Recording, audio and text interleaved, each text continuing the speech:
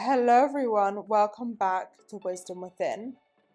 On this episode, I'm going to share a bit about my life story because I think sharing stories is so powerful. And obviously, I've had a lot of guests on here and I've heard their stories, and I was like, I need to share mine.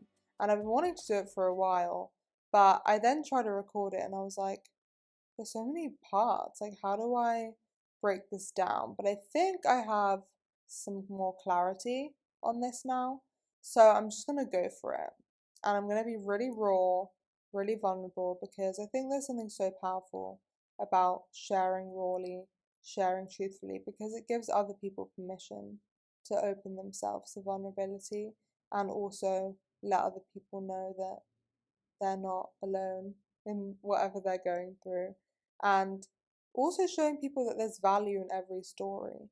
I think sometimes like we only feel like stories are valuable when this is achieved or that's achieved or they have a person has some sort of status, quote unquote. But I actually think the age we're in now is giving everyone the opportunity to share their story. And that is so beautiful. So know that whatever age you are, whatever you are doing in your life now, someone, and I guarantee more than just one person, lots of people would love to hear your story. So obviously, if you want to share it, I have a platform for you to do that, and I'd love to hear from you. Otherwise, just start opening yourself up to knowing that people want to know about you. And I think there's this idea that, like, oh, I don't want to talk too much about myself, or oh, I don't want to open myself up like that. But actually, in opening yourself up, you're opening yourself up for a deeper connection. And that is something that is priceless, in my humble opinion.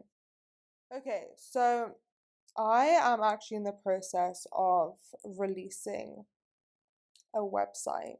I'm going to announce it on here to hold myself accountable. I'm going to align the way I share my story with what I'm going to be offering on my website. This is going to be about my spiritual awakening. There'll be other ones about my journey to opening my heart, my journey with body positivity, um, my journey into the feminine.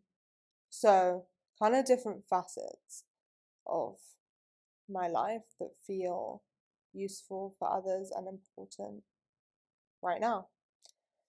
Okay, so my spiritual awakening story. Woo! It would be fun to have someone else interview me, but that's fine.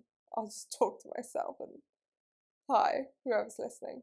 Okay, so basically, I always felt a connection with the divine. I grew up Jewish in a Jewish family, so the idea of God was always presented to me, obviously in a specific way, but still this idea of God was there. I have connections with my ancestors, so my mum's dad passed away while she was pregnant with me, 6 months pregnant, and I always felt like I would just like look up and see him and just felt him kind of communicating with me.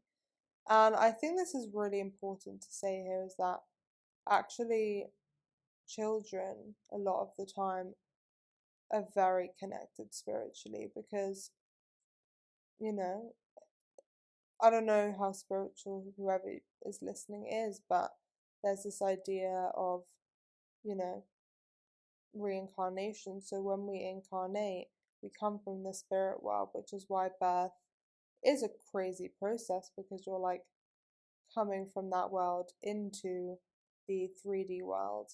And as you're a child, like you're still connected to the spirit world more, but that kind of gets suppressed for various reasons. Anyway, so when I was 7, my grandma died, and I always felt like a connection with her, and she is one of my spirit guides. It's been confirmed by myself, by other mediums I've seen, and so I felt that connection too. Then, I don't know, I always felt like I was different in a way that I was always thinking really deeply about like the universe, the soul, consciousness. Like I remember people my age when I was like 12, 13 would be like having regular, 13-year-old girl problems, which I still had obviously, but I would I really enjoyed just like, well, I actually couldn't help but think about what are we doing here? Like, what is the point in life?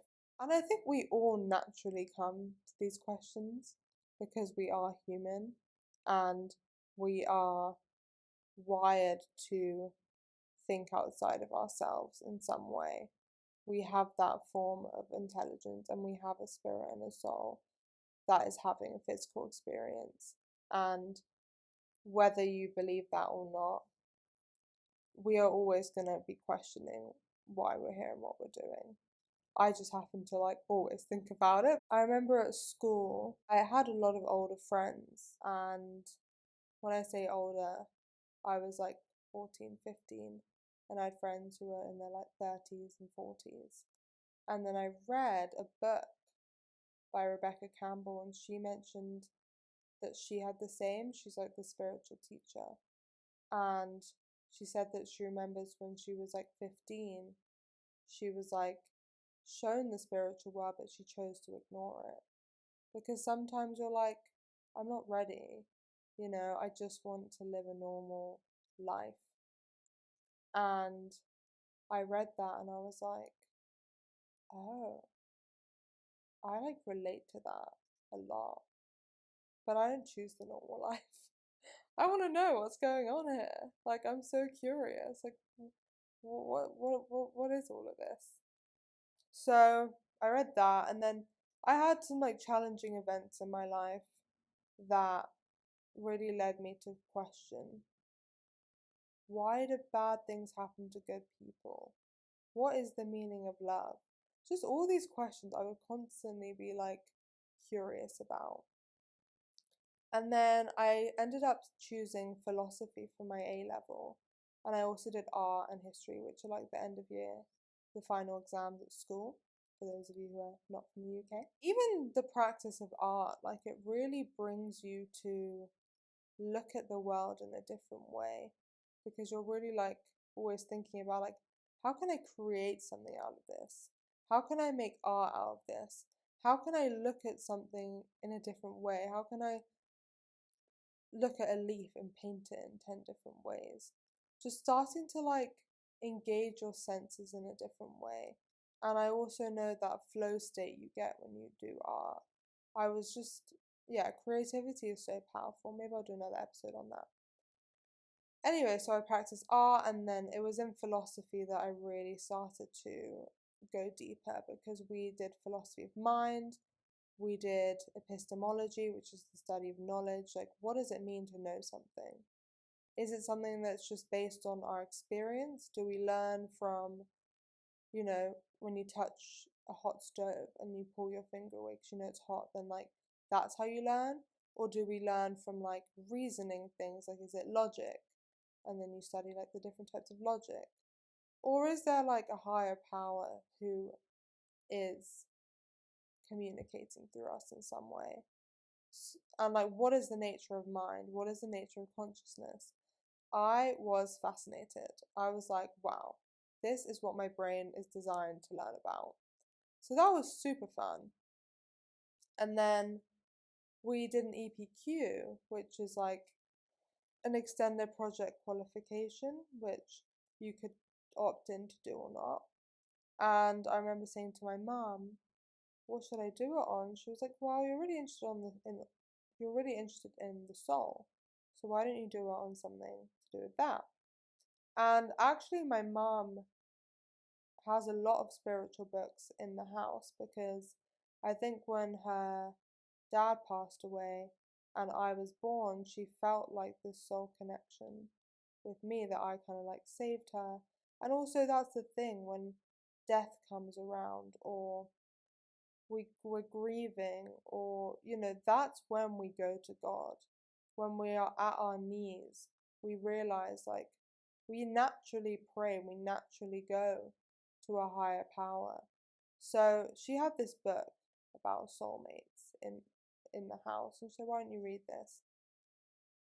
So I then started to get really into it, and I ended up doing my EPQ on to what extent do near-death experiences reveal that consciousness persists after death.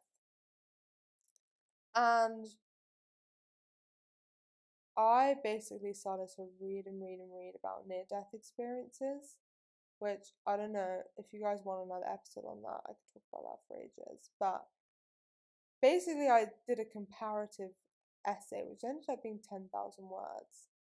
And it was all about how even scientists and even so many regular people who are having these near-death experiences where on scientific terms their heart will stop and they'll be dead, but then they'll come back. So they'll actually leave their body.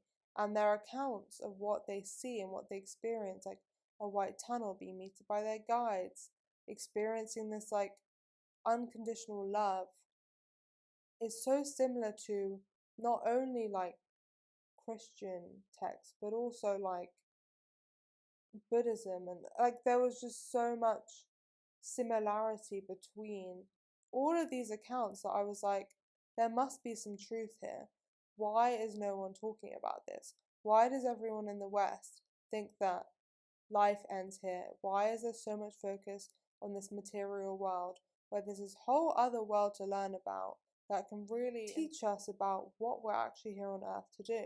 So after I wrote that, I was at the point where I had to start applying for university, and I remember this being a really stressful time for me. This is because I didn't know what I wanted to do, and I wanted to go to art school, I wanted to go to the States, and this was the first time that I just said to the universe, because genuinely I was like really stressed about it because I just couldn't make this decision about what I wanted to do, and I was so frustrated in myself. And I remember I was just laying in the bath one night and I said, I surrender. I surrender because I don't know what to do. So, is anyone listening and can help guide me to where I'm meant to go? Please do. So, after that, I don't know how long after that, but I then got guided to study theology at Cambridge. And this in itself is a magical story. I never thought I would study that because I didn't really enjoy like religious studies. But I had a mentor at school and he told me, well, all these questions that you're asking about what the nature of reality and the nature of life is theology, because theology is the study of God. And studying God is studying that which is beyond what we can conceive of in the physical realm. Because we naturally study God and come to the idea of God when we realize or when we are questioning what being human is. So studying God is studying it in so many ways. Historically, like obviously you can learn languages, do translations, it's history, it's philosophy, it's literature. And if you think about throughout history, how much the study of God has impacted humanity, it's just wild. So I then started to think about it and I was like, okay. I then randomly had a Cambridge lecturer come into one of my lessons. My teachers were telling me to apply, and I had this perception that this university wasn't for me because I had this perception that I wasn't smart enough. I had this perception that I wouldn't fit in there. I had this perception that it was weird and it wasn't me. So I met this lecturer and he told me, Talia, we miss out on so many applicants who don't apply, but you miss all the shots you don't shoot. And this was one of the best pieces of advice I've ever received. And like, if you haven't been told this advice, really think about it. How the odds are zero if you never try in the first place. Even the day that I met that professor, there was just so much synchronicity happening that I just was blown away, really. And then when I went to visit Cambridge, I loved it. And then there were just more and more synchronicities happening that I was just noticing. I ended up getting in, and I can say more about this story another time. But at university, I hit a low point. Obviously, getting in and all of this stuff was great, and I think I really underestimated how hard I would find the transition of moving out to going to uni. And again, I don't know if there's younger people listening to this, but I hope there is at some point, because I remember Cambridge started in October, and all my friends, all my like best friends had started already, and I saw online like, oh, they've made so many friends, like that's gonna be so fine for me. And I got there and I was like, oh my god, I don't know anyone. This is so weird.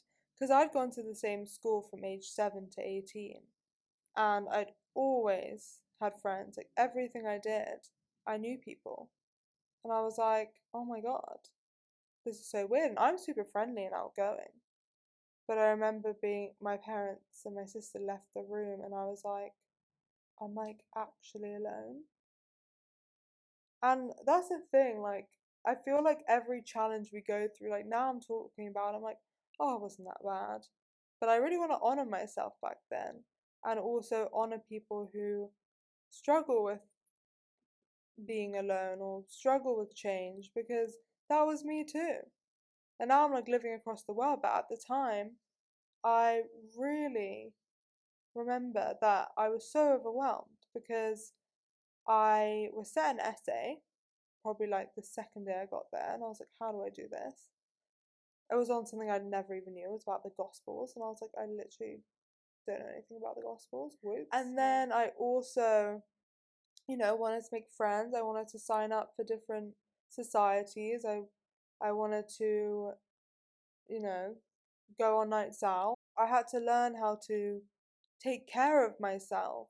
I know to an adult now it sounds like so easy, but every stage you're at, where there's a growth, a change, or a transition, there are going to be growing pains. And so, wherever you are, wherever you're transitioning to next, just look back at younger versions of yourself and like see that you did that.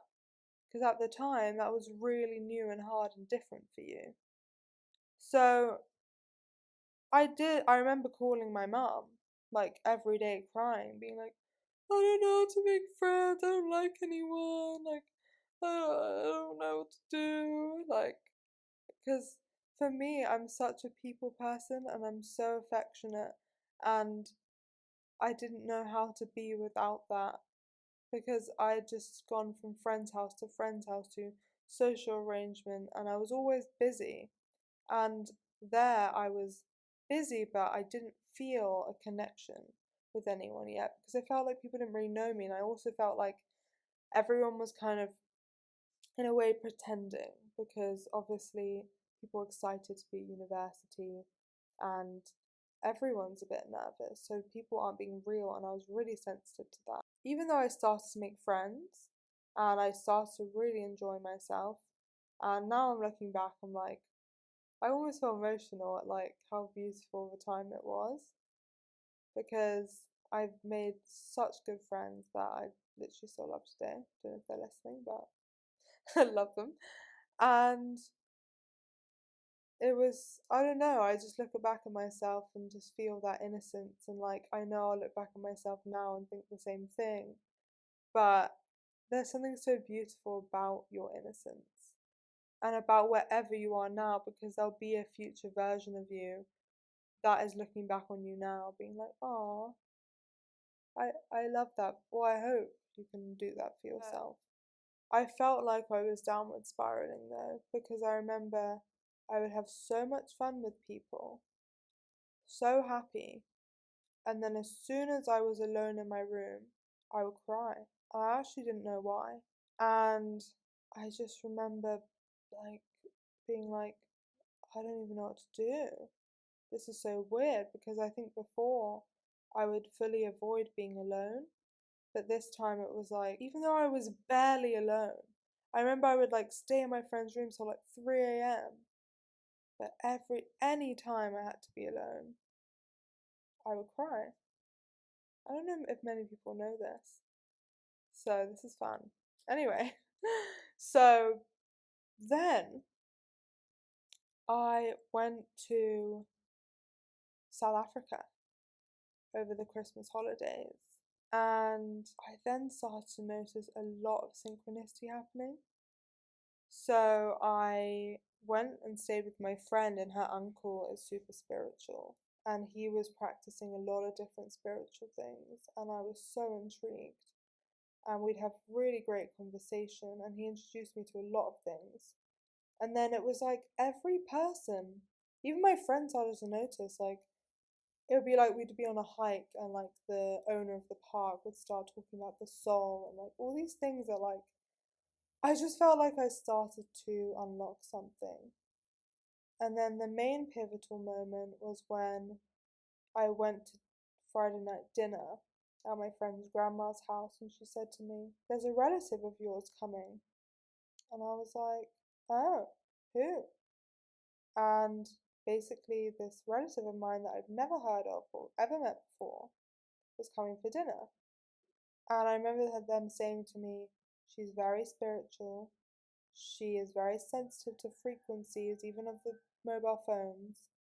And yeah, it'll be interesting for you guys to meet." It was a big dinner, and we were sitting at opposite sides. We kind of said hi, and then after dessert, she came and sat down next to me. And I just remember feeling a new frequency in a way that I can't even explain it, and there are no words. I just felt something that I cannot even explain, and I was blown away. And she told me the story of how she became, or like discovered, she was a medium. And in it, I could tell she was channeling messages. And I've never experienced this in my life. I had never experienced this. And she said to me a lot of things that she knew no information about me. She knew my grandpa and like my dad a little bit, but the things she was saying, I was like, okay, there's something here. I can't exactly remember what she said, but in that conversation, she told me I was about to go through a big transformation and that I also have gifts. I remember even telling my mum, and she told me, like, stay in this world. And I was like, there was some fear, but I was like, no, like, I know there's just something here. I, and at the time, I didn't know anyone who was spiritual. I didn't know anything about any of it. And I said to my relative at the time, like, can you channel my grandma? And she said, I can't do it now at the table because I get into these trances with people and like we're in a social place, but here's my number. I don't have an iPhone. Like she just had a Nokia at the time. This was in 2019. She just had a Nokia because she was sensitive to the frequencies of like the signals coming out of the phone. And so that experience really shaped things for me. And then I went back to London, super curious, and I went back to uni, and again, the restlessness inside me was so there. The tears, the feeling like something was going to happen, but also just feeling so unbelievably low for no reason. And I don't know, I just really want to talk about this here because sometimes these feelings of like restlessness and despair and like you might be on the verge of the biggest transformation of your life, but you don't know it yet. And you never know what's coming on the other side, but just know that, like, the darkness is there to be a place for a rebirth. And that was probably one of my first dark nights of the soul, honestly. And I knew I needed support, and I didn't know what support to go for. And I then saw an email come through about an 8-week mindfulness course. And I know that my friend's uncle, who I just spoke about, meditated for like 2 hours a day. And I'd always been interested, but every time I tried it, I would just laugh. And this is another really important story, is that your perception of something, even if you've tried it before, it might not have been your time, or you might not have been taught right, so don't rule it out. I went for this 8-week mindfulness course, and I remember at the beginning she told me, you know, your sleep will improve. And by the way, I used to suffer with major sleep anxiety. Your relationship will improve, your focus will improve, everything. And I was like, yeah, sure. And by the end, sure enough, my life changed in a big way. And I knew I had to bring this to people, and I was going to work in this field. And then I reached out to her because there was a mindfulness society at Cambridge, and I became president of that. So I'm going to end here because I feel like there was already a lot there. And I feel like there's so many areas that I could delve into, and I will delve into because I have creative freedom on this platform. Yay. And any questions or anything that resonated, I'd love to hear. And I'm going to share my post uni experience after that. But I think this first awakening was a process of surrender, learning to be with myself, because that's what you learn in meditation. And what I realized was the emotions that were coming up was that I couldn't hold myself. I didn't know how to be with anything negative inside me. And that was my first experience of learning, because in mindfulness, the mindfulness training I went to, it teaches you that everything in your head is just a visitor. And if you can welcome the visitors in meditation, you can welcome them in your life and know that they'll pass, instead of identifying with that darkness as I'm depressed, or I have anxiety, or I'm this, or I'm that. It's just something that's visiting you, and maybe something that can teach you something, but either way, it's going to pass. So, thank you for listening to my story. It means a lot, and even just doing it has been powerful. And so, I love you all, whoever's still here, and always wanting to hear from you.